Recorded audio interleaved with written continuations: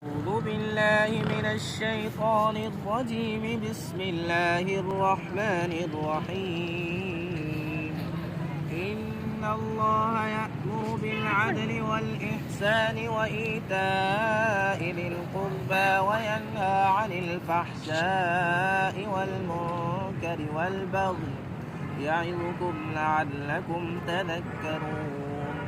وأوفوا بعهد الله إذا عاهدتم ولا تنقضوا الأيمان بعد توكيدها وقد جعلتم الله عليكم كفيلا إن الله يعلم ما تفعلون.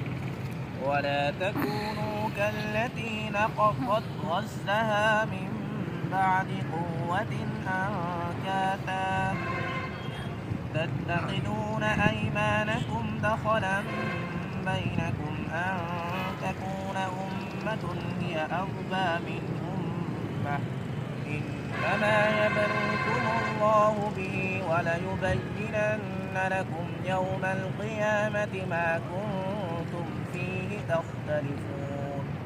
ولو شاء الله لجعلكم أمة واحدة ولكن يضل من يشاء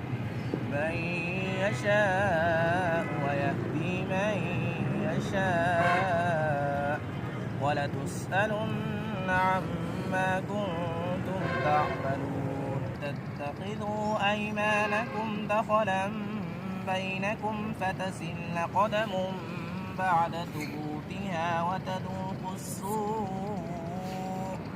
وتذوقوا السوء بما صددتم عن سبيل الله ولكم